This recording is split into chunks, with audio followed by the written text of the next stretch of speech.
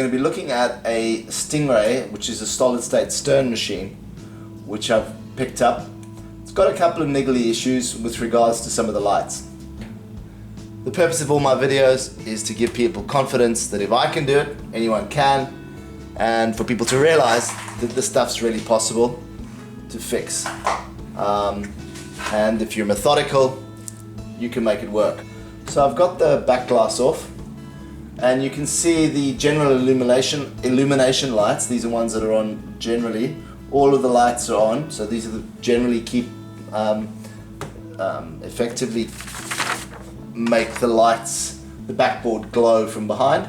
And then you've got some feature lights. You've got the number of players playing the game, 1, 2, 3, 4. Then the player that's up, 1, 2, 3, 4, and the tilt light on the board. So 1, 2, 3, 4. I'm not sure what this one is. This feature light is, but you can test your lights by pushing on the red button on your coin door. So to test the lights, you just push this once and it goes into a test. So if I go back to the back box now, you can see these feature lights, most of them are flashing, with the exception of this one here. So I know I've got a problem with the player 2 up. Now again, whenever you try to approach these issues, you're going to start simple. Okay, so what are the issues that can, if you start at the simplest and work your way down, the simplest is it's just a bulb. Okay, so if the bulb's gone, replace the bulb, you should be good. You can simply test that by taking one that you know is working out, put this one in there, and look, that bulb's fine, and the one that was working a minute ago, still not working. So first stop, bulb not working. Second stop involves going into the back box. So once you've tested the bulb is working fine, the next approach is really you want to try to establish a couple of very few basic things. Starting with the simplest again. Is the socket working? Number 2, is the connectivity from the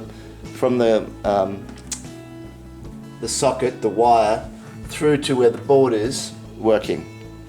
The next would be, is there a problem with the header pin, sort of on the board connecting to the wire? Then lastly, you'll start looking at the, well, not lastly, you'd look at the transistor that's driving the individual light and see, well, is that working? Is that good? And then last not least, you might look at one of the chips here to see whether there's an issue with the chip being damaged. So that's the sort of general hierarchy from really simple right down to the more complex. So is the bulb working? Is the socket corroded or damaged? Is the connectivity from, so hopefully you can see that. So I've got the voltmeter set up. This is my light socket here. So if I simply connect the tooth across the two, I am getting 4.07 volts. Hopefully you can see that. Just over 4 volts. Okay, so now if I put another credit on the game and I drain a ball,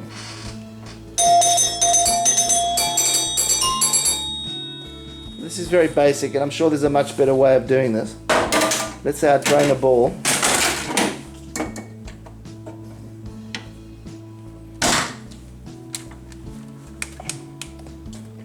You'll see player 1 will now go out.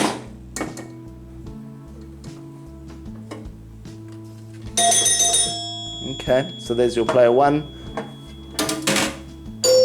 Ball drains. Now, what is happening is this light now, it's player 2 up. This light here should be illuminated. So if I go back to the back box and I try to measure the voltage across this globe now, I should get 4 volts if the connectivity is good. Okay, so if I do that,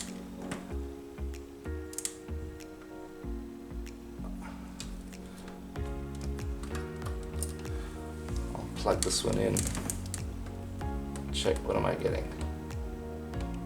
I'm getting less than 1 volt.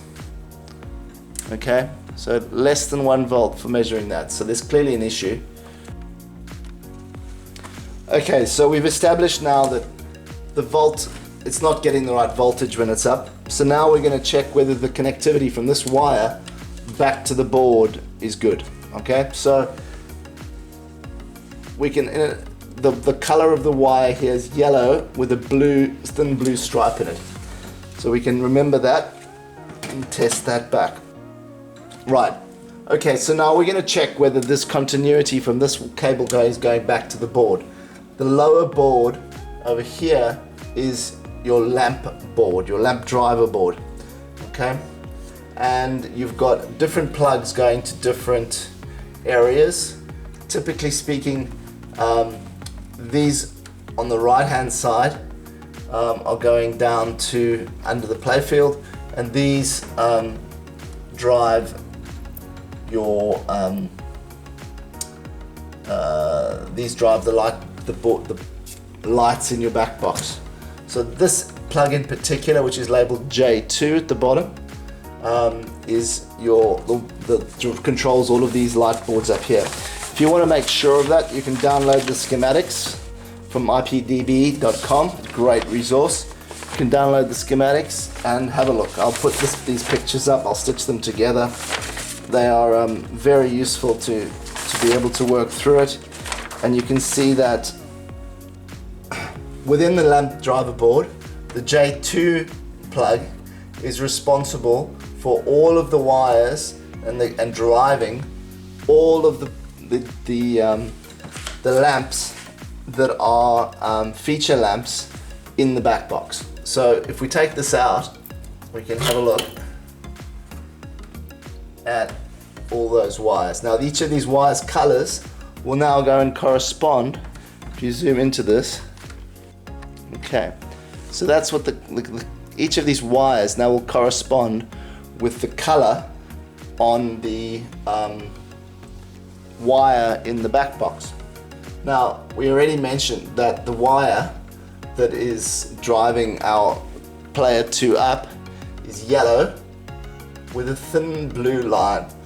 So that's this one here. So that pin over there, we can test whether this pin over here is making connectivity between here and the board. It might be a simple problem that the pin within the molex plug is damaged or tarnished, and we can just replace that. It's a pretty quick fix. The other thing you can do is go back to the schematic, and within the schematic you can have a look at J2. You can go down until you get up to this player 1, player 2 up, colors yellow with blue, that's on pin 15, okay?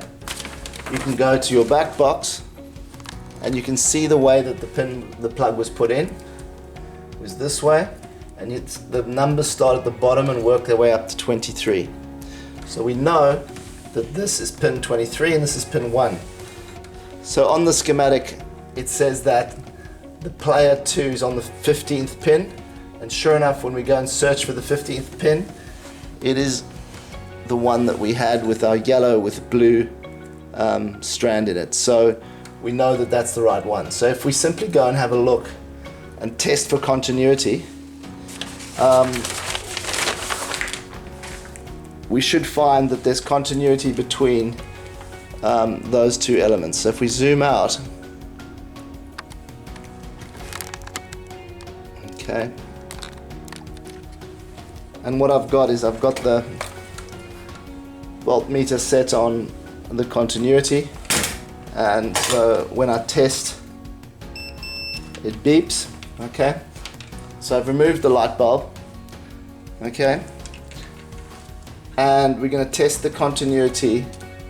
So I've hooked the one lead onto the active wire that's going back to the board, the yellow with the blue on it, and I can test that on the solder joint that I've got a good connection there.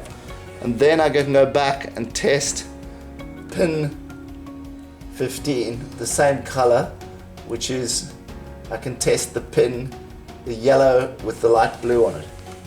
I can test in there and I'm getting continuity. Got a connection just in that one there. So that implies that that's working. So that connector seems okay. So you can see there's a little bit of metal there. Let's zoom in and see if you can see exactly what I'm doing here. There's a little bit of metal that sticks through, and I can test that by sticking the end of my lead through onto that pin, specific pin, and I get connectivity. Now the one thing I don't know is what does that pin look like inside. So what I might do is actually just replace that pin anyway. It takes 3 minutes to do. It's going to take me quicker to repin that than to test the next thing. Plug it in and I'm going to test it. So let's do that quickly now. So the first thing, I want to try to preserve this plug. So the first thing I want to do is get this pin out. So I've got one of these weird tools. I can't even remember where I got it from, but it's got a whole set of little spikes and tubes and things. There are proper tools for taking this out, but I just go and get one of these small little spikes and tools and depress on the pin I'm trying to get out, and then push it from here a little bit, and then push from this side, and generally find, there you go, that then pops out. Now once you've popped it out, you can never get it back. So you point beyond the point of no return. That's the old connection. It actually looks pretty good. I'm going to just go and replace that connection anyway. It'll take me 2 minutes to do. If you want to know how to do that, I'm not going to bother with it in this video. I have another video on how to do molex connections and crimping. You can go and find that on the down the list of videos. It takes 3 minutes. So that's it. I'll be back once I've finished the crimping on this. So literally 2 minutes later, less than that, I've got a new connector on here. One of the things I like to do is just check at this stage whether I've got a good connection. I still have the one side of the lead connected to the wire next to the lamp socket, and I'll just touch the connector and I'm getting a good continuity check there. This then goes in. You just got to make sure you get it in the right one. I remember it's the 15th one, so I believe it's in here, which is counted through, and that simply snaps in. Just get a pair of thin nose pliers to squish that in. One point to note is that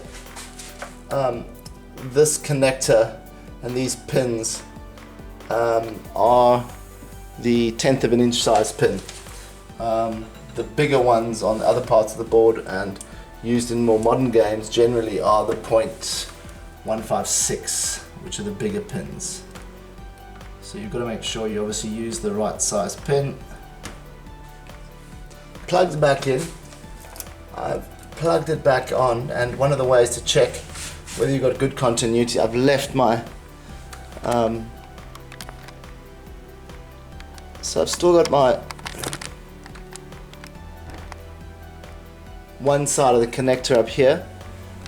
The plug with the new connection is back in there, back in the J2 plug, and I want to show you how I now check. One of the ways you can check this, you can just see a little bit of solder, and if you take the other end of your connection on, you've got your multimeter set on, as you move down you can just go on a little bit of the solder, and you now know that there's connectivity between that bit of solder and your light socket. So connector repaired as an attempt to see if that sorts out the problem, and still player 2 Up light is not going, so we now have to go to the more complex side of things, and that is to have a look at the transistors. Okay, I've got the schematics out, again available from IPDB. It's a bit fiddly on this because it's over 2 pages, but you can see here player up to yellow blue on your J2 connector, pin 15. This travels through transistor Q19 and then on to the U2 chip on leg 14 of through resistor R19. So we're going Q19, R19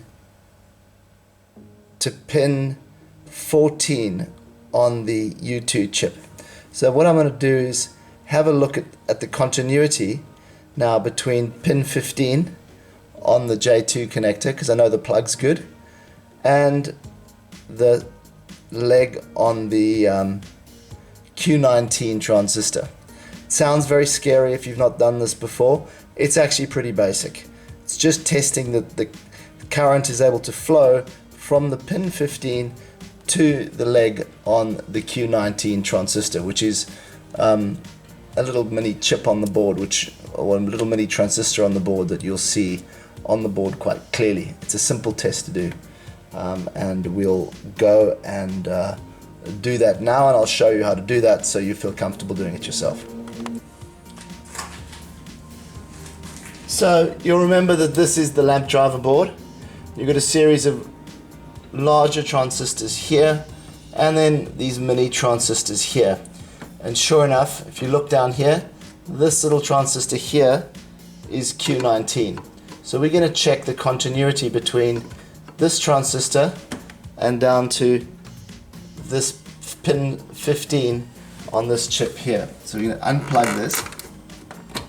Now you could take the board out if you wanted to for this, but we're going to go and find pin 15 and we're going to do this test. So let's zoom in down to the plug, or onto the board at the very least. Okay, so you'll notice on the board there's a little number at the bottom, 1 up to 23. That indicates that it starts on pin 1 at the bottom and goes up to 23. So we count up 15. 1, 2, 3, 4, 5, 6, 7, 8, 9, 10, 11, 12, 13, 14, 15. So one of the ways that you can test is go and find one of the circuits that's actually working. So I've gone and plugged it onto, with my doing continuity test, I've gone and had a look on the same circuit bit for player 1 up, which is on pin 14, and that goes through transistor 6. So I've put it on 14. I'm now going to go and have a look up at transistor 6.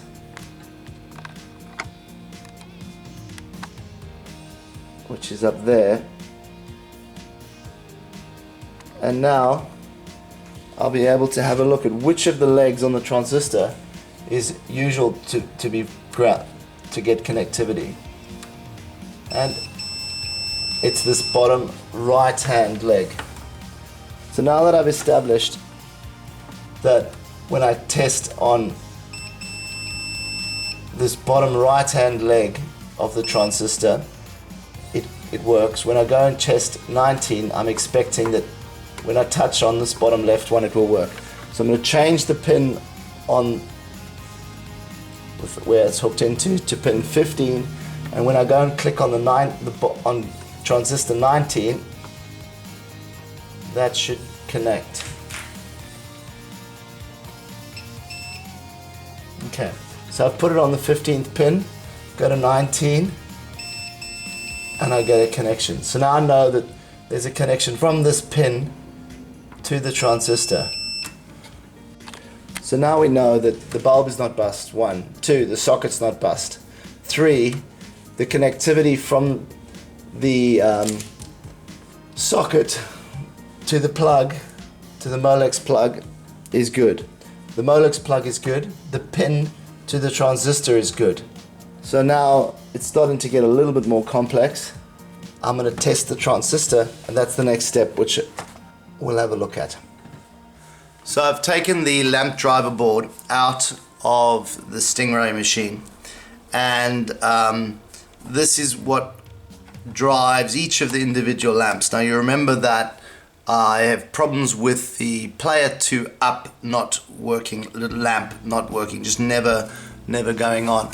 So the difference between these older Stern machines and the WPC machines is that the Williams, Bally Williams, 90s era machines run on what's called a matrix, where you have a combination of wires, positive and negative wires going through an 8x8 matrix to drive each of the individual lamps. In the simpler earlier machines, you simply have one transistor or SCR driving each lamp.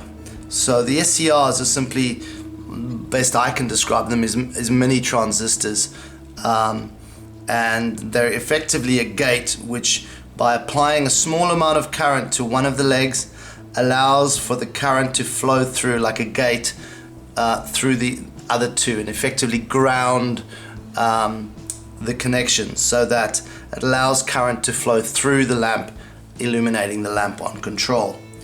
So to test these, so these are the SCRs, these are the transistors. So these generally drive multiple lamps. These drive single lamps on these old boards. I'll put a sheet up sort of over here somewhere that is an Excel spreadsheet effectively, which shows you which of the SCRs drive which lights, as well as what is the connector that they're attached to, just to make it easy for people to find. Because I have a problem with player 2 up, lamp not working, but it could be any lamp that this applies to in any machine. The best way to test these is to get your multimeter out, set it onto diode setting, which is that little line with an arrow and a stripe through it. You can see that on here. And now each of the leads, now you see on this side of the board, let me zoom in so you can see the lettering on here. Okay, so on this side you can see you've got a gate, an anode and a cathode. If you put the red lead on your gate and you put the black lead on your cathode, you get a reading on your multimeter. So that's what I'm going to be doing on each of these to test to see if each of these are working. Now let's zoom out so we can see the multimeter. So again, I put the red lead on the gate and the black lead, get the wire out of the way.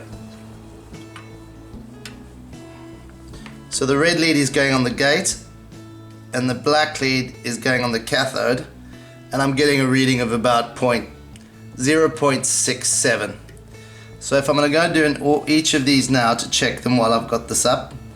So that's the first one, second one, they're all around the 6.7 mark. Okay, so here's Q11, Q12, Q13, Q14, Q18,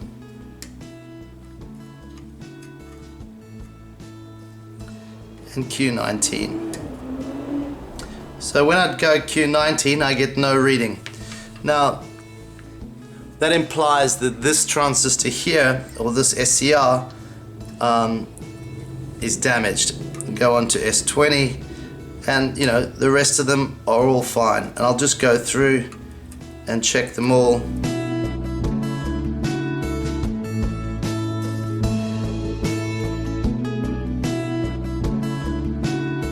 Okay, so those are all good. So the only one that's damaged is the Q19. So I'm going to replace that now, and hopefully that's my problem. So I have ordered my parts from Great Plains Electronics, and I've got the SCR's component, which based on the manual is a 2N5060, and they can be replaced. I did some research online with a 2N5064, which are available online. So those got delivered today. So I'm gonna take this out, take those simply out and pop this one in. So now it's really important that you get the right leg in the right spot. So you've got your gate being the central leg, and then you have your cathode on the left and your anode on the right. And you can see that this is got a flat edge which sits on the front of the board. So you want to make sure you get that in right. Just to make sure that you're getting that right, you can do the same test again. Okay, so we put the red lead on the gate, and we put on the cathode the black lead, and you're getting a reading of your 0.6. Okay, so that's in place. So now that we've got the desoldering iron heated up, we simply flip this over, making sure that we get the right component.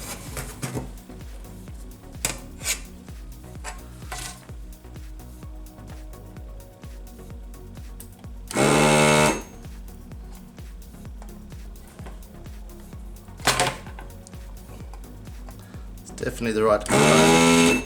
I just burnt my finger on the other side.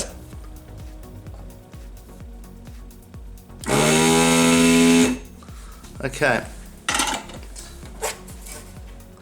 so that then will just hopefully just pop out.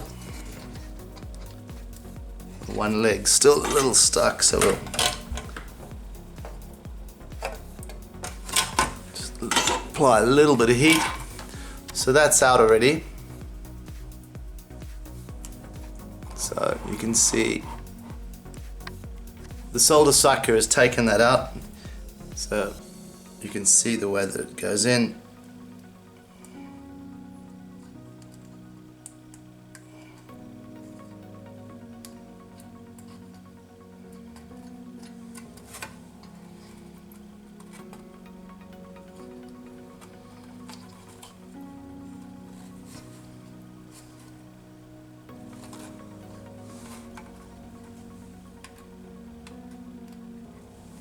So I've popped that in. Now you can see that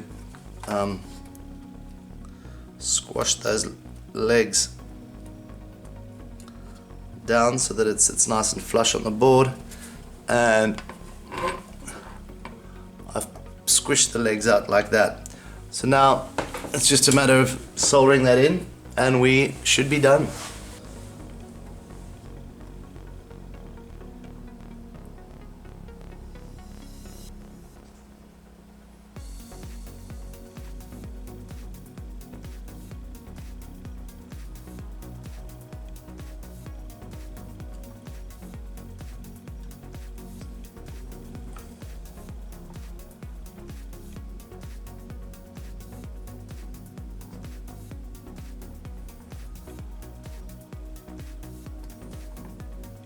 I'm leaving the soldering iron just on for a second each time to allow the solder to drop down onto the other side. So now if I whip this over, here is the one that we've just soldered, and the one leg, this leg here, maybe can do a little bit better. So we'll just apply the heat again.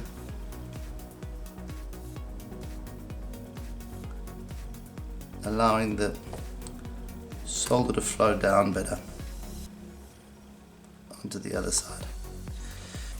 I ended up replacing the Q19 SRC that was reading poorly when I was testing it. That also corresponds very nicely if you look through and you look at on the schematics within the manual. It says here player 2 up is pin 15 of J2.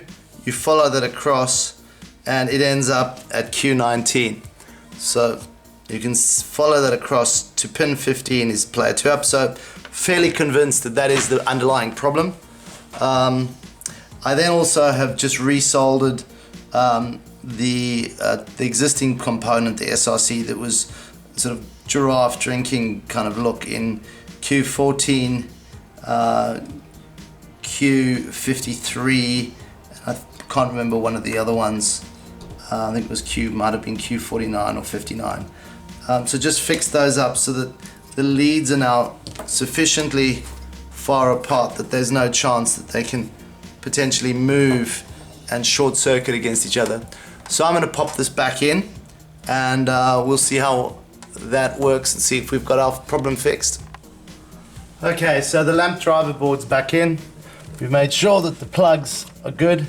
We've checked the ground as well, just to make sure that the board is properly grounded, which is a simple thing to do. And now we're going to turn the game on and see if we get lamps on our player 2 up. So let's close this up.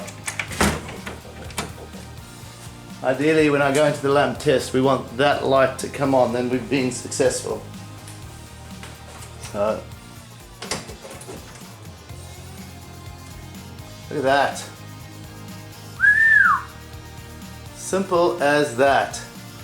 One SRC replaced and all the lamps are now good. So look, this is not a difficult thing to do. It's desoldering one component, 3 little legs, and it's a matter of just systematically going through the machine and making sure, is there current getting through? Is the bulb gone? Is the socket good? Is the connectivity between the socket and the board good? And one by one you tick it down, and when you get to the end you go, okay, is the connector good within the connector? Then you go, okay, now it's got to be in the board, but it's methodical each way down. You can work your way down through this, and if I can do it, I really am a noob, okay? If I can fix this and make this work, it's so rewarding. You guys should give it a crack. In this case, it got to the slightly more complex one, which was replacing the SRC chip. It's a $1.20 chip to replace, or $1.20 little mini transistor chip that has to be replaced on the board. It's very simple to do, and by subscribing and liking and pushing that little bell thing, it means that you'll get notified and I get feedback that you're enjoying what I do. So look, my player 2 is up. I'm really chuffed.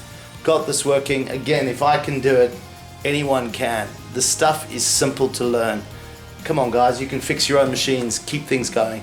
Thanks very much, and until next time.